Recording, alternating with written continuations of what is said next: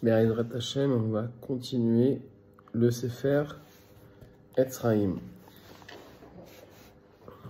Alors, on était au chapitre qui correspond au Ibour Sheni, donc Ve Agadlukt Ashlishim.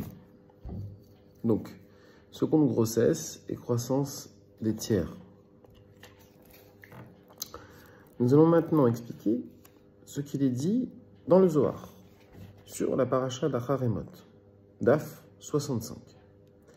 Après les avoir allaitées, elle tomba enceinte d'eux.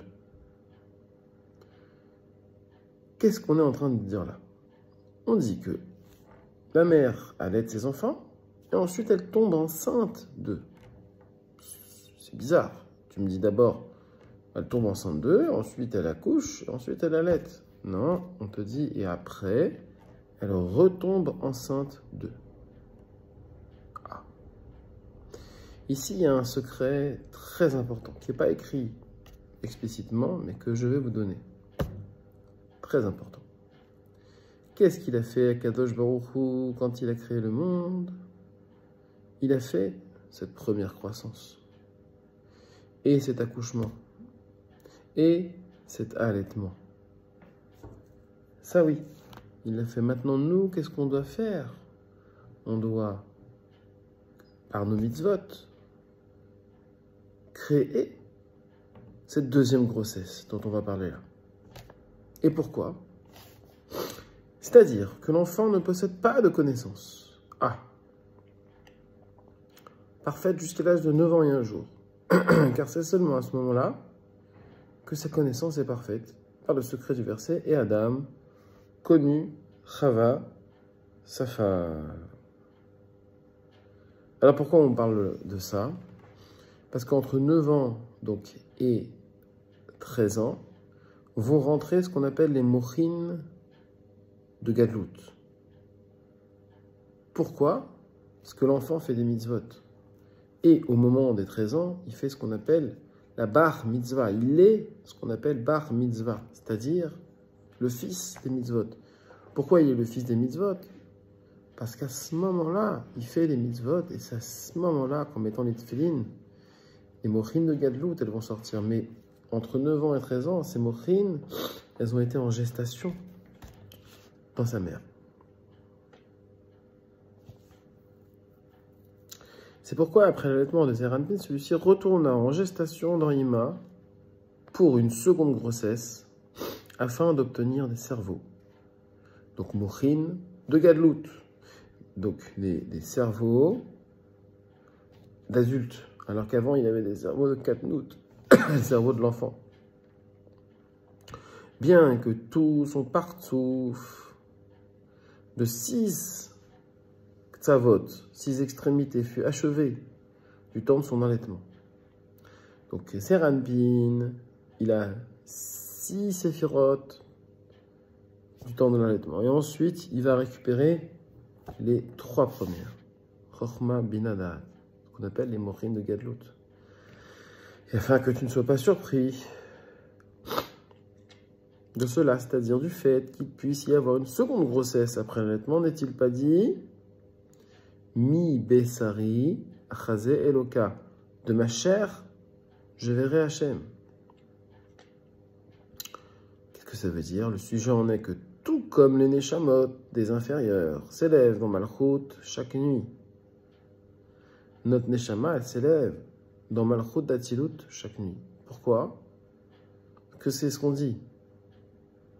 On dit, dans ta main, je placerai mon âme. Et donc, celle-ci tombe enceinte d'elle, afin qu'elle s'y renouvelle par le secret du verset. Elle se renouvelle chaque matin, Rabba et Monatecha, grande état fidélité. Chadashin Bekerin, Rabba et Monatecha. Donc je répète, elle se renouvelle chaque matin, grande état fidélité. De même, Imaïla tombe enceinte une seconde fois des Neshamot, de Zeranpin et Nukva qui se renouvellent par le secret des nouveaux cerveaux qui leur sont donnés. Donc ici, il fait une comparaison. Il se dit que chaque soir, notre Neshama c'est ça, la neshama des inférieurs, elle monte vers la malchoute pour rentrer en gestation. Et de même, la malchoute et Zeranpin montent dans la Ima en gestation chaque nuit pour y recevoir ensuite au matin leur mochin de Gadlut. C'est pour ça qu'on ne peut rien faire avant la Tfila. Avant la Tfila, ça veut dire avant la Hamida. Après la Hamida, on peut manger sans problème. Mais avant la Hamida, on ne peut rien faire. On ne peut pas étudier, on ne peut pas manger, on ne peut rien faire, on ne peut pas travailler. Alors, il y en a qui vont dire, tu étudies avant. Oui, avant Alot HaShachar. C'est le moment d'étudier, oui. On peut même manger avant Alot HaShachar, pourquoi pas, à ce moment-là. Ça fait partie de la Tfila, c'est une préparation, c'est une achana, la Tfila. Non, le Zohar, il dit que non, on ne doit même pas manger, de peur de s'endormir, de peur de devoir s'interrompre dans la Tfila, et surtout de peur de nourrir son corps avant sa neshama. Parce que la neshama n'est pas encore descendue. C'est la Tfila qui va la faire descendre. Et à ce moment-là, la neshama sera nourrie par le corps qui va manger. Et si on mange alors qu'on n'a pas fait descendre notre neshama, qu'est-ce qu'on nourrit? Le nefesh habahamit, et le yetzer hara. Donc ici, il est en train d'expliquer ça. Il est en train d'expliquer que chaque nuit, Zeranpin et Nukva se renouvellent. Ainsi, en s'élevant dans les entrailles d'Ima, Zeranpin et Nukva firent Maïm Nukvim, c'est-à-dire les eaux féminines de Bina, afin de l'accoupler avec Abba.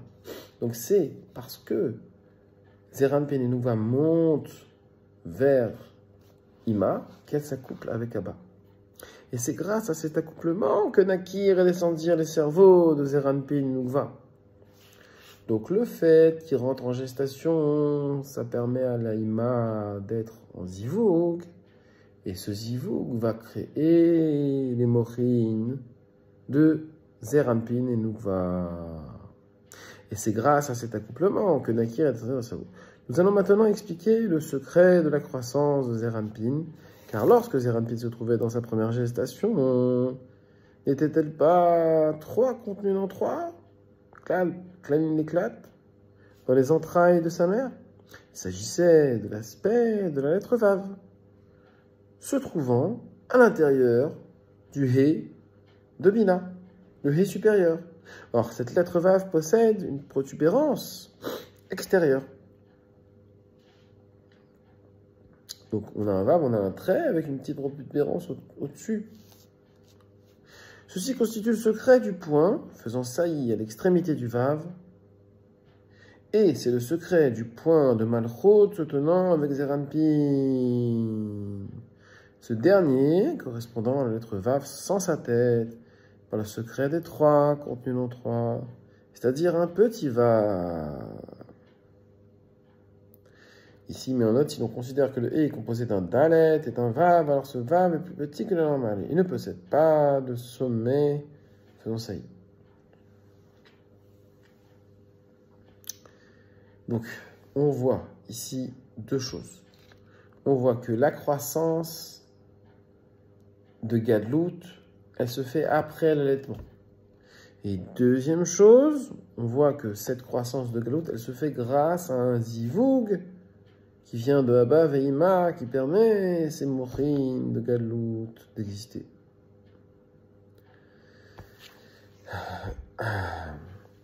Et lorsque Zeranpin sortit à l'extérieur, ceci correspondait à l'aspect de la lettre Vav, révélée par le nom Yud Kevavke, situé juste après le premier He. Ce Vav contenant un sommet, et ce sommet se référant à la tête de Zeranpin, soit Keter, Chorma et Bina, par le secret de l'enfance et de l'allaitement uniquement. En effet, ses membres étaient encore aussi minces que des antennes de sauterelles, que l'aspect... l'antenne de sauterelle, Chagavim, à la valeur numérique de 63 de Sag. Sag, ça correspond au point. Et ne désignait pas que l'aspect des 6 extrémités. Cependant, il possédait une tête de Katnout, c'est-à-dire le sommet du Vav, alors que ces 6 extrémités correspondaient à la propagation de son vav et la finesse du vav à son extrémité inférieure correspond à l'aspect de Malchut, contenu également avec lui au moment de l'allaitement. Nous allons maintenant expliquer le secret du 3e aspect de Gadlut.